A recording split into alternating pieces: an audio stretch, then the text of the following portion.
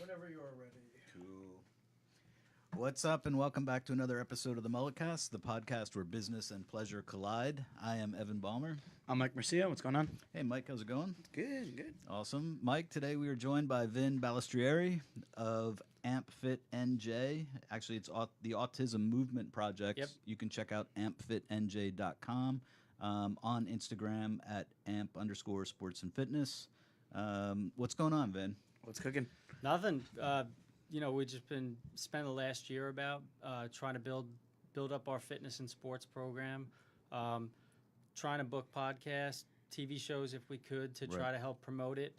Our business model is interesting, so we kind of need to get out and promote because we have alternative revenue streams that we're kind of trying to use to fund the program. Right.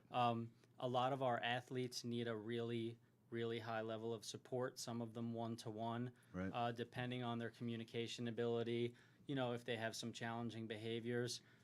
We don't want to run the program if it's not run the right way. So we kind of came to the realization that we needed a business model that had other revenue streams to support it. And that's, for two reasons. One, like I said, we want to provide a high level of support.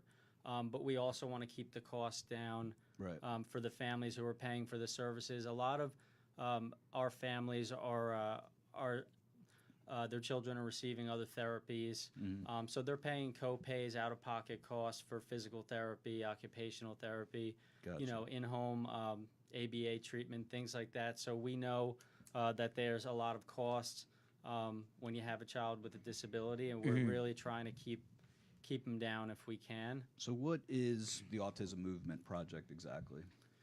It's basically a team. There's three of us. It's Brandon, who's a friend of mine, and my brother Nick. Right. What's unique about it is our whole team has clinical and sports or fitness credentials. So that's what I think. I can't say we're the only program that provides social skills or fitness or sports programs for the special needs population, but we may be one of the only programs out there who has credentials in both the fitness area and clinical space. So that's what I think is the most unique about the program. Right. Because I'm sure if you belong to a gym, you've probably seen trainers there working one-on-one with clients with special needs. But when you start to get into communication difficulties, some behavioral challenges, then you need a little bit of clinical experience. And and there's tons of social skills programs out there, and they're probably playing sports with their clients, but they might not have an adaptive PE teacher or a certified personal trainer. And our kids, some of them have pretty significant fine and gross motor problems. So you kind of need that piece to be able to break down movements, to make them successful, to minimize injury, things like that. Right. Your gym's pretty impressive. You just had it up on the Instagram. Thank you. So what? So you have the three partners. Yeah, we have staff. I would say the staff beneath us does not all have the clinical and sports experience, but we train them, and I would say when we look for staff, we actually look more for someone with a sports and fitness background. To be able to then train them on the clinical stuff is a little bit easier. Okay. Because it's hard to teach someone to like sports and to be fun when they're interacting with the kids. That kind of is, I don't want to say it's an innate ability, but the clinical stuff, talking about reinforcement, how to motivate the kids, how to communicate with athletes who have limited communication, that can be taught. So we favor athletes. We have a couple soccer players right now. I think the one girl who's working for us was a cheerleader at Monmouth, and I'm not sure. Jordan is one of our new employees. I'm not sure what her background is, but it's typically a sports background that we look for. Right. And do you get volunteers as well to help out?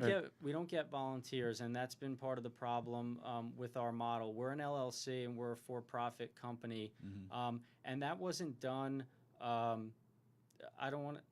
I used to own an LLC. I had a private practice, so I was familiar with the business structure, Right. And how to set it up. So we all work in education, so we started this company with nothing. So it might have been in our best interest to pay an attorney to walk us through maybe making it a nonprofit, and setting the business up in that way. But it's an LLC, so. What did you just ask me? If you get volunteers to help out. So yeah. anyway, so I've looked into volunteers, and apparently you can't have volunteers if you're not a nonprofit. Okay. So we don't. What we do have is we have some students who are behavior analyst candidates, Right. Or psychology majors, and they'll come and intern, but it's not a lot. It's typically paid staff. And the thing with the company is even though it's for profit, we all work in education, so it's no secret we don't make a lot of money at our full-time jobs. And yes, we're trying to make some supplemental income for our families, but the thing is we're not willing to compromise the quality of the service that we're putting out there. Right. So when we have new athletes sign up, we have some who are very independent, and they can go through the whole fitness circuit with minimal assistance. But Right. then we have some who need one-to-one. And if we see that, we're hiring new staff. And it winds up, what we pay our staff and what a monthly membership costs, they wind up offsetting each other. So the only opportunity to make a profit is the athletes who are independent, but still some of their income has to go towards paying rent, insurance, things of that nature. Right. So it's been tough. What's your you have a clinical background, right? Yeah. So what was your background, and how did you get involved in this area? So I was a school psychologist first. Okay. My father actually was a New York City police officer. He got hurt on the job, retired early. He hadn't gone to school, so I think he wanted a job in a school setting just because he had kids, and the schedules would be similar. He winds up working at a school for children with autism, gets linked up with the Lovas Institute, which is I think they're the gold standard in ABA services. So he winds up in that field, and he's doing outreach services and providing clinical treatment. I wasn't sure that it was for me, but when I finished my school psych program, I started doing some part-time work with him. Right. I really enjoyed it. The kids made a ton of progress that we were working with. And then once I got my first school psychology job, I became a behavior analyst, and we started building a practice from 2010 until about 2015 or 16. We had the practice. Right. When we closed that down, I had a ton of our former clients reach out to me and say, hey, can you guys just start up that fitness and sports thing you were doing with the kids? Because we would have our clients all meet up at parks, and we would rent gym space in the private practice days. So Gotcha. even though AMP is only started since 2017, we've really been doing it since like 2010. I didn't know it meant that much to the families. A lot of the parents were excited that their kids were interested in sports where previously they had no interest in sports. Right. So the interesting thing for me is I've always wondered with our population, well, do children on the autism spectrum just tend to not like sports, or have the sports-related skills not been broken down and taught in a way where they could be successful? Right. And what we're doing is kind of starting to sway me into thinking, well, no, they were not like anybody else, even non-disabled. If you don't feel successful, you don't want to do something. So Sure. if you have fine and gross motor problems, things like that, it's going to deter you from playing sports because it's so heavily dependent on those skills. So it's been great. We have kids who are playing in challenger leagues now, some who have just signed up for teams at their local rec department. That's so awesome. they're on teams with non-disabled peers, which is great for their social interactions as well. Sure. And the other thing that I think is really unique about our program is there are trainers out there, if you go on Instagram and you search on Google, who are working with the special needs population. A lot of times it's more one-on-one and personal training. And there's nothing wrong with that, but there's a big social component to what we do and having all the kids there together. And there's a lot of adaptive skills that I don't think people realize who are not clinicians that are embedded in team sports. You know, like, so when we're doing kickball and it's not your turn to kick, you need to be paying attention to what's going on. You have to wait your turn. Right. Cheer your team on. Right. Yeah. So waiting, turn taking, cheering for your teammates. These are all skills that when you're running programs in school or in a clinical setting, you're working on one-on-one.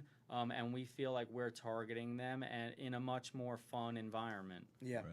Yeah. Also, yeah. Exactly. Like the environment, it sounds like, is if they were going for the rec program in their town, and they may be at a disadvantage, and they may not enjoy it, may not be prone to coming back. Right. Right. You're giving them the environment where they could just learn Right. those skills freely with other people and you guys who are there to oversee it. Yes. That's Yep. awesome. Yeah. That's cool. Can you just talk about what ABA is for people that don't know? Yeah, it's applied behavior analysis. It's based on the science of behaviorism. Most people would say B.F. Skinner as kind of the godfather of behaviorism. And it's just based on a lot of, to me, what it is it's a lot of scientific jargon that's attached to common sense terms. You know, like, and you take reinforcement, for example, you know, positive reinforcement, just, you know, if we have an athlete who's giving great effort and then I say, hey, great job, and then that's going to increase the likelihood that they're going to put that same effort level in. Right. So it's trying to increase behaviors that we want to see, decrease behaviors that are problematic, and just kind of using those principles. But like I said, it's a lot of jargon for common sense things. You know, I mean, you look at just when you go to work, you do your job, you get paid, positive reinforcement. Right. You don't do your job, you get fired. You know, and so you know, punishment. Sure. So it's really a lot of the people in our field that I feel can be overly analytical, but I think it's really a simple process. Some of the things we do in ABA, like a task analysis, for example, is kind of just breaking a task down step by step, listing out the steps, figuring out where somebody's at so that you can teach them a skill in manageable steps. But that's something that we incorporate in the program. We'll break down a movement or a skill in a sport into steps, see where one of our athletes is able to complete those steps independently, and then once they're not, that's where we would provide assistance, whether it's, you know, physical guidance or verbal prompts and visual cues, things like that. Right.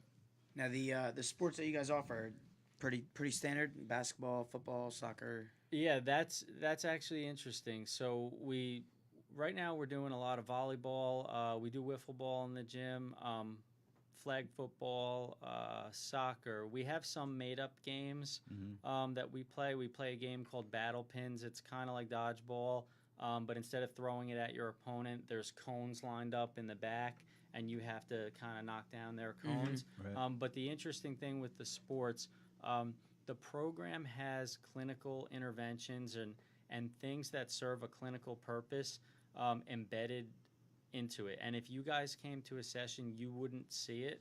But we are varying what sport we play every time. So a lot of our population, they like sameness in their routines. They have difficulty with change in routine, transitions. So when our athletes come every session, we purposely mix up our circuit, mix up what sports we're going to play. Right.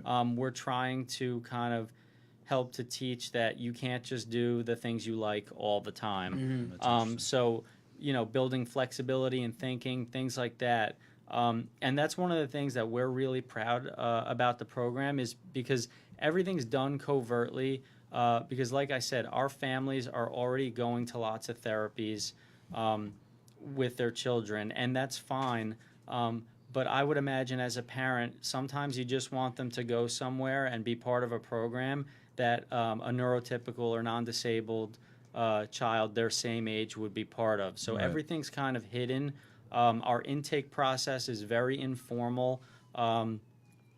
because I have 2 children, and when I sign them up for a rec program, it's 3 lines. It's name, address, emergency contact, and probably do they have allergies. And you go to sign up a child with special needs for a social skills program, and you get a 10-page packet on what triggers their challenging behavior, Right. all kinds of stuff. What are their fine motor problems, gross motor problems, speech, Right. all that stuff.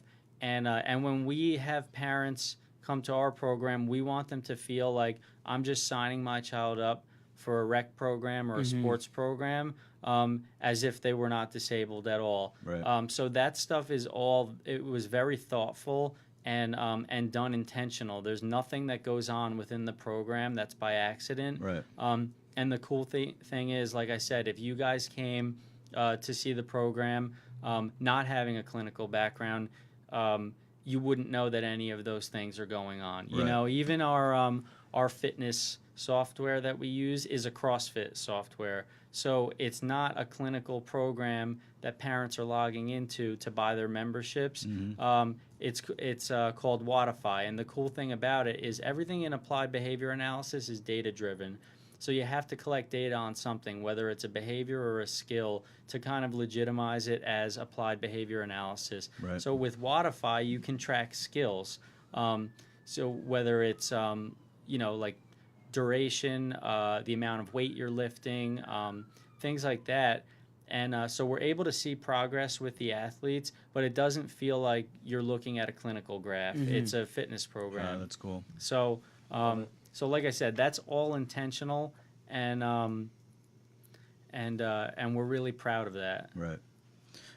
You've definitely thought it out, but it's crazy. You touched on briefly that you guys totally bootstrapped this whole thing. Yeah. Talk about that a little bit, of how you got started and the funds that went into it. Yeah. So when I was going to school to become a behavior analyst, we had the private practice. So before we got networked with the insurance companies, we were actually working as 1099s for another company.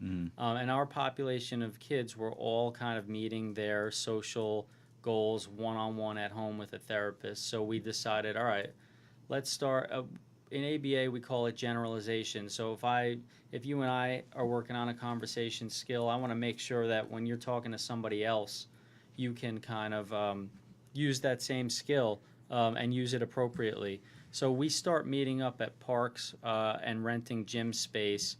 And at that time, the sole purpose of us doing that was to generalize social skills. It wasn't to infuse ABA into a fitness and sports program. Right. So I'm taking behavior analytic coursework, and I come across a punishment procedure, and it's called contingent exercise.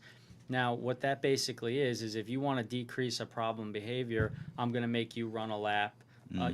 Give me 20 push-ups, stuff that's going on in any boot camp, or high school practice, professional practice. And that's where I talk about like a lot of psychobabble and jargon attached to kind of common sense, everyday things. Right. And I remember being fascinated, and I said, I can't believe that there's a scientific name for that. For You know what I run mean? a lap. Right. And but it's my nature.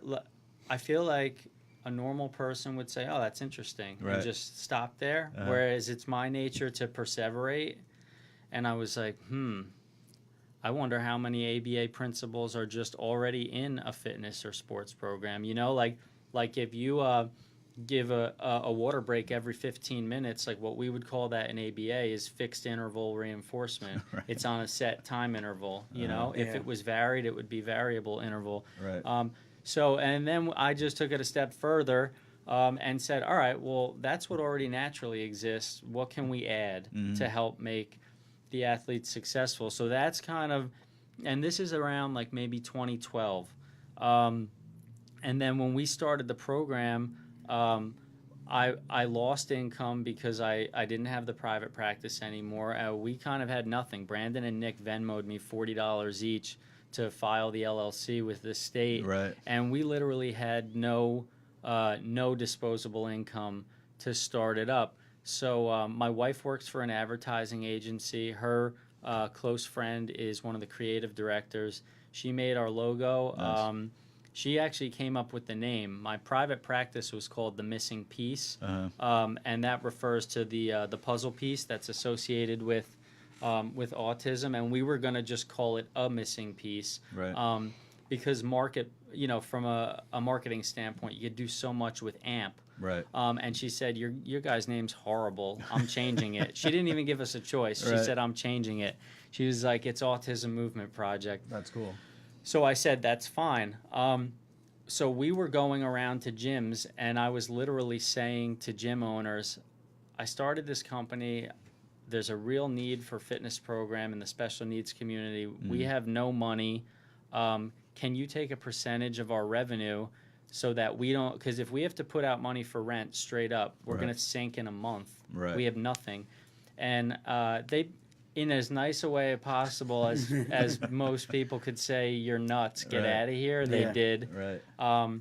Except we found a place in Southwall called the Sports Center. It's owned by this guy, Mike Grilly, and his son, Mike, as well. He actually knew of my brother. My brother's a record holder for track and field at Manasquan High School, and he played football there. Nice. So he was a big name in his heyday, and he graduated actually with Mike's daughter. And Mike said, look, I'll give me 30%. That's what I charge people. He said, I don't like doing it because I wind up getting a raw deal. Right. And I forget what the rationale was. And I said, how about 20%? And so keep in mind, this is the only You guy. got nowhere else to go. The only guy that was, and he said, fine, I'll do 20% for 6 months. Right. Get yourselves on your feet. And at that time, we were actually doing speed and agility training for football players too, to kind of bring in money. Right. And I said to my brother, I said, look, we need at least 1,000 by the end of the summer to get an insurance policy. Otherwise, we're toast. Right. And like I said, because of he's so fast that people just kind of ask, like, hey, can you do speed and agility training? Can you get my son's 40 time down? I want him to play college football. So that actually was how we made our first chunk of money Right. to do that. And then when we opened the program, this was in like May. When we opened the program last September, I said, look, here's what we're going to do. We're going to sell session packages so that we get a big chunk of money up front. So you buy a 12-pack and you give me whatever, a couple $100, and we're not going to do anything with that money except ration it out so that we can last. Right. And that's kind of what happened. We probably hit mid-year last year, and our cash flow was ebbing and flowing. And I talked to a few guys who own fitness businesses, and they said, look, your session packages are antiquated because people can buy 6 sessions and skip a week, and and it stretches it out. Gotcha. So we had this revenue stream that looked like $2,000 one month, $200 the next month. I said, we can't even invest in staff because we don't even know month to month how much money's coming in. Right. So we switched to monthly memberships, and it's like I said, it's going better. The cash flow is steady, but because the needs of the athletes, we kind of just keep breaking even.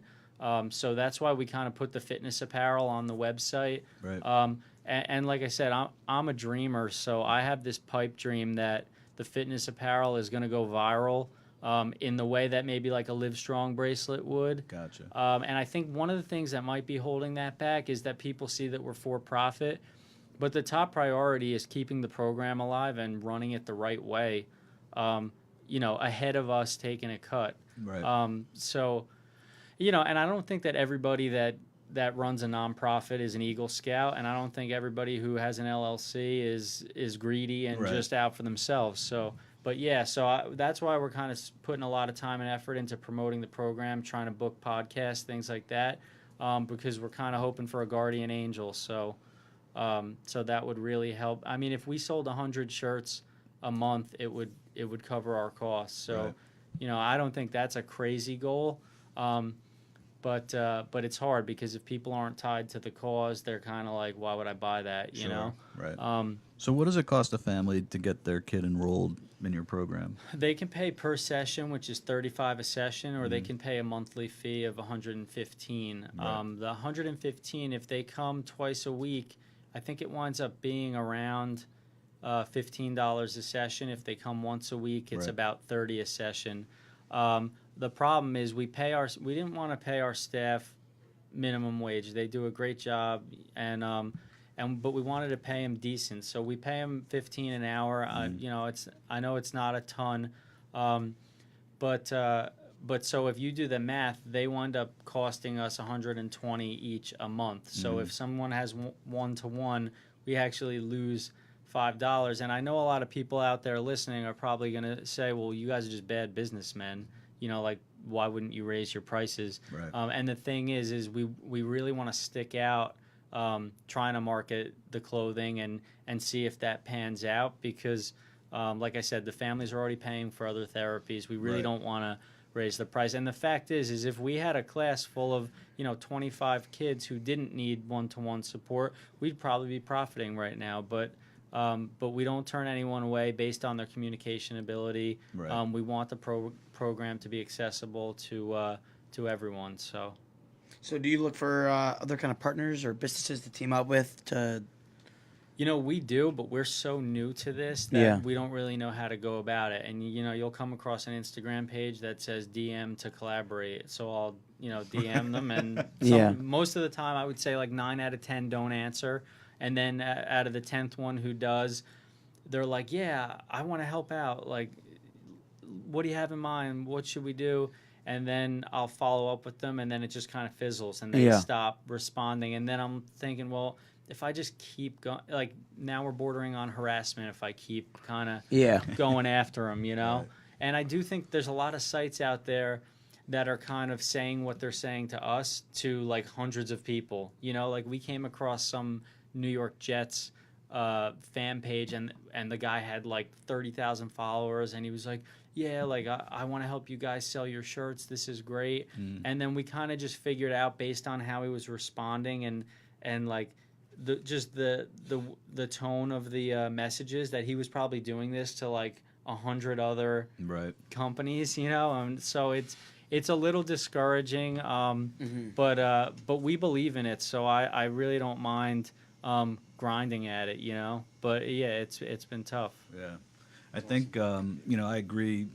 The biggest thing families face is they have all these other expenses, like they're probably paying for treatments and insurance copays, Right. and now it's like another thing. Right, and like if you look at applied behavior analysis, for example, when I was in private practice, we had families getting from anywhere from 10 to 25 hours a week, but you have to pay a copay every time. So if you're getting 5 days a week and 2 hours a day of therapy, and even if you have a $15 copay, what is that, $75 a week? That's just for that. And Right. that doesn't mean if you're getting OT or PT or speech, so it's a ton. And some people don't have good insurance, so they Right. got to pay a deductible, and it's coming out of their pocket. I mean, we really, the top two priorities are providing a high level of care and keeping the costs down.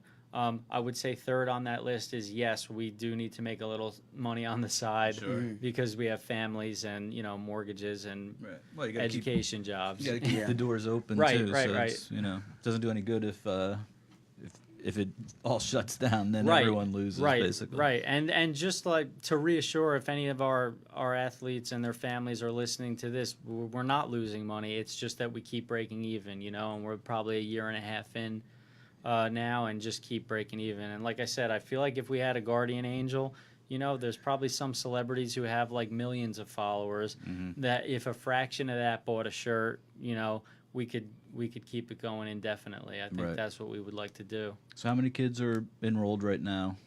We have about 15 right now. We Right. started the year last year with 4. Wow. And that's I think where like the business model's getting concerning is we've kind of tripled our enrollment, and Right. the expenses other than payroll have kind of stayed the same, and it's still, we're kind of like breaking even every month. So it's tough. And then are there any success stories with kids you want to talk about? Yeah, we've had a few parents tell us the only night that their child sleeps is when they come to our program. So some sleep improvements. We had somebody recently post on their Facebook page that their son lost 6 pounds in 2 months, and the only thing that's changed is that he's coming to our program. and then a few. Actually, this is in the private practice days. Kids who had no interest in sports, just becoming super competitive.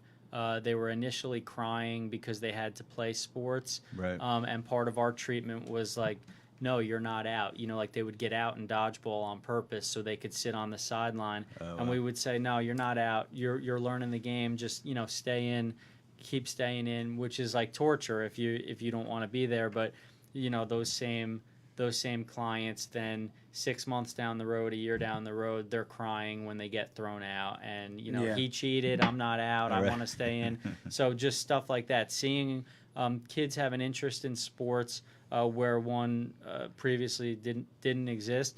And I think, too, a lot, I know, like, for me, I used to bond with my dad over sports. So I think for the dads, it's a huge thing if they're interested in sports to see, most of our clients are boys. So to see their sons be interested in sports, just to be able to have a catch with them, and have their child be interested in having a catch with them has been a huge success for us. Do the parents hang out and watch or ever get involved and interact? Yeah, they hang out. They're welcome to drop the kids off, go run errands, do whatever they need to do. A lot of parents like to stay, take pictures. Like I said, I think it's really meaningful for them. I don't think even as clinicians, even though we know that there's a huge demand for what we're doing, I don't even think we really realize how important it is to them, because they're taking pictures the whole time, Right.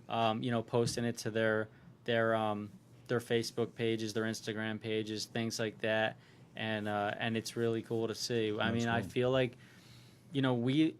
the plan for this program was never to have like 500 members and make money that way. We wanted to keep it small and intimate, and have great relationships with the parents and with the kids, and that's kind of what we're doing. Right. So yeah, it's been great. That's Nice. cool. All around great. And then you guys are still doing some other training for other athletes? Yeah, like if we get, we ran a speed and agility program through the Wall Rec department. So if we get requests for personal training, we're doing that. I get some consulting work as a school psychologist and behavior analyst. I'll get parents sometimes who will say, hey, can you take a look at, my child's evaluations from school, and I just want a third set of eyes. Let me know what you think. Right. So we kind of do anything and everything to make a little extra on the side. Sure.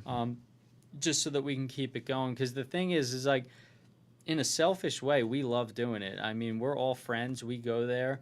We show up early. We set everything up. We put a lot of love into, and thought into what programs we're going to run. Right. And then we'll play knockout or 2-on-2 basketball, and we'll stay after and play together. We did a dodgeball tournament for this program called Big Hearts to Little Hearts. It's for kids with congenital heart disease. Mm-hmm. So like we'll enter in tournaments together and play in leagues. So we just have a blast. I mean, it really doesn't feel like work when we're there. It's great. That's awesome.